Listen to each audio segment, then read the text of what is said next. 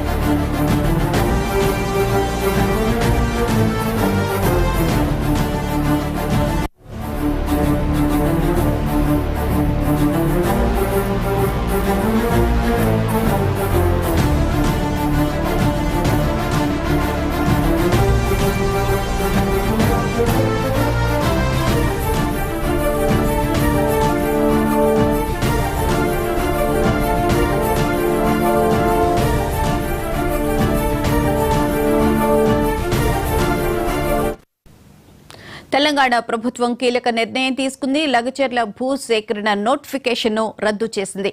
లగచర్ల భూ సేకరణను నిలిపివేస్తూ ప్రభుత్వం ప్రకటించింది. 2013 భూ సేకరణ చట్టం సెక్షన్ 13 ప్రకారం భూ సేకరణ నోటిఫికేషన్ ఉపసంహరించుకుంటున్నట్లు ప్రకటించింది. లగచర్లకు చెందిన 632 ఎకరాల భూ సేకరణ నోటిఫికేషన్ రద్దు చేయడంతో 580 మంది రైతులకు చెందిన భూ సేకరణ నోటిఫికేషన్ ను ఉపసంహరించుకున్నట్లయింది.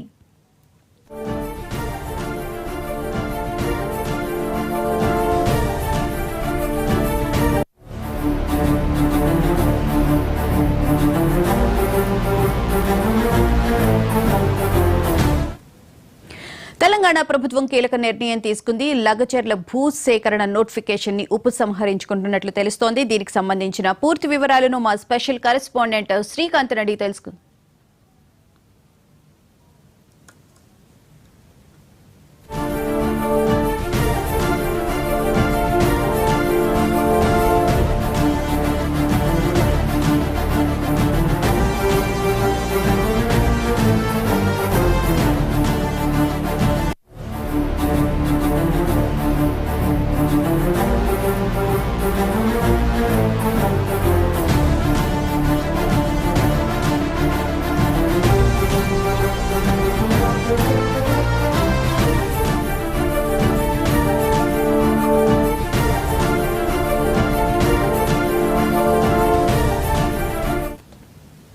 తెలంగాణ ప్రభుత్వం కీలక నిర్ణయం తీసుకుంది. లగచర్ల భూ సేకరణ నోటిఫికేషన్ ను రద్దు చేసింది. లగచర్ల భూ సేకరణను నిలిపివేస్తూ ప్రభుత్వం ప్రకటించింది. 2013 భూ సేకరణ చట్టం సెక్షన్ 13 ప్రకారం భూ సేకరణ నోటిఫికేషన్ ఉపసంహరించుకుంటున్నట్లు ప్రభుత్వం ప్రకటించింది.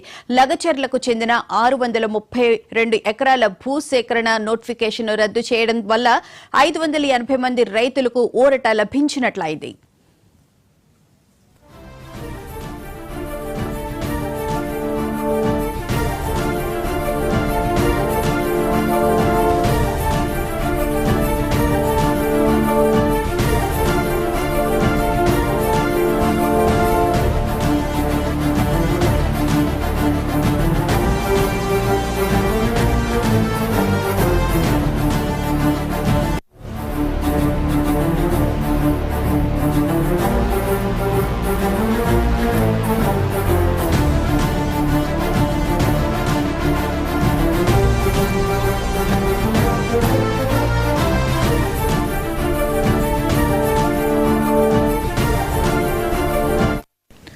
తెలంగాణ ప్రభుత్వం కీలక నిర్ణయం తీసుకుంది.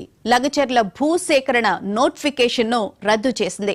లగచర్ల భూసేకరణను నిలిపివేస్తూ ప్రభుత్వం ప్రకటించింది. 2013 భూసేకరణ చట్టం సెక్షన్ 13 ప్రకారం నోటిఫికేషన్ ను ఉపసంహరించుకుంటున్నట్లు ప్రభుత్వం ప్రకటించింది. లగచర్లకు చెందిన 632 ఎకరాల భూసేకరణ నోటిఫికేషన్ ను రద్దు చేయడం వల్ల 580 మంది రైతులకు ఊరట లభించినట్లయింది.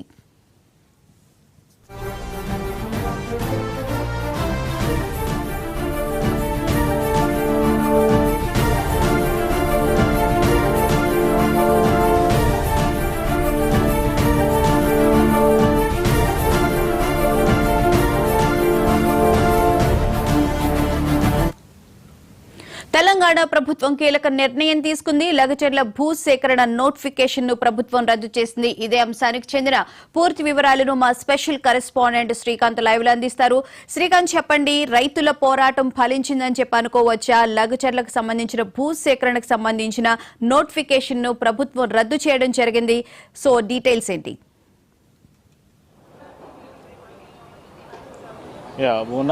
మొత్తానికి లగచర్లకు సంబంధించి ఇష్యూనే జరిగింది. రాష్ట్ర వ్యాప్తంగా చర్చనీయాంశమైంది. ఎందుకంటే కలెక్టర్ మీద దాడి ఘటన కావచ్చు, తర్వాత ఈ ఇథనాల్కి సంబంధించిన కంపెనీకి సంబంధించి ఇటు నిర్మల్కి సంబంధించిన ఇష్యూ కావచ్చు, ఇవన్నీ ప్రభుత్వాన్ని ఇబ్బందికరంగా మార్చాయని చెప్పొచ్చు. ఈ ఇన్సిడెంట్ల ద్వారా అంటే డైరెక్ట్ అధికారుల మీదకే దాడికి తెగబడుతున్నారు అనేటువంటి కొన్ని ఇండికేషన్స్ వెళ్ళినాం. అదేవిధంగా బలవంతపు భూసేకరణ జరుగుతుంది.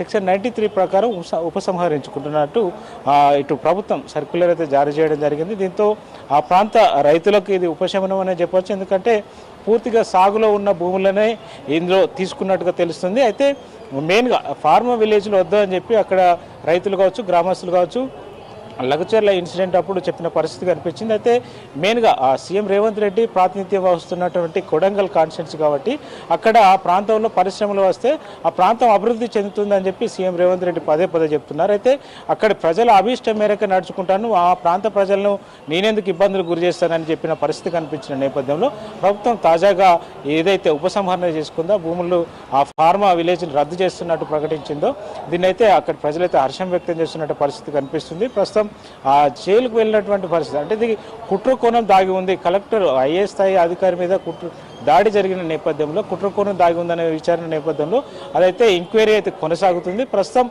మెజారిటీ రైతులు కావచ్చు, భూములు కోల్పోతున్న వారు కావచ్చు, గ్రామస్తులు కావచ్చు, వారు కోరుకున్న మేరకు అయితే ప్రభుత్వం ఈ నిర్ణయం తీసుకున్నట్టుగా తెలుస్తుంది. మెయిన్గా ఇటీవల ఏదైతే నిర్మల్ జిల్లాకు సంబంధించినటువంటి దిలావర్పూర్కు సంబంధించినటువంటి ఇథనాల్ కంపెనీకి సంబంధించి కూడా ఇష్యూ జరిగిన నేపథ్యంలో అక్కడ ఆర్టీఓను గౌరవ చేసినాం, ఆయన వాహనం మీద రాళ్ల దాడి చేయడం ఇట్లాంటి పరిస్థితులు నెలకొన్న నేపథ్యంలో దానిపై కూడా ప్రభుత్వం స్పందించి అక్కడ ఫ్యాక్టరీని ఆ పనులు నిలిపివేయడం జరిగింది. దానిపై న్యాయ అంటే సలహా తీసుకుంటున్నారు. దాన్ని రద్దు చేసే యోచనలో కూడా ప్రభుత్వం ఆలోచన చేస్తుంది. ఎందుకంటే అది బీఆర్ఎస్ హయాంలో పర్మిషన్ ఇచ్చారు, నిబంధనలకు విరుద్ధంగా ఇచ్చారని చెప్పి రాష్ట్ర ప్రభుత్వం కూడా కొన్ని ఆధారాలు బయటపెట్టింది. అప్పటి సీఎం కేసీఆర్ కూడా దానికి సంతకాలు చేశారు. ఆ మాజీ మంత్రి తలసానికి దీంతో సంబంధాలు ఉన్నాయని చెప్పి ఇప్పుడు ప్రభుత్వం తరఫున అధికారికంగా వెల్లడించిన పరిస్థితి కనిపించింది. అయితే మొత్తానికి లగచర్ల ఇష్యూలో అక్కడి రైతులు కావచ్చు, అక్కడి ప్రజల విజయంగానే చెప్పవచ్చు. ఎందుకంటే వాళ్ళు పోరాటం చేస్తున్నారు, ప్రభుత్వాన్ని రిక్వెస్ట్ చేస్తున్నారు. అయితే మొత్తానికి ప్రభుత్వం వారి పట్ల సానుకూలంగా స్పందించని అయితే చూడొచ్చు. Right, thank you Srikanth.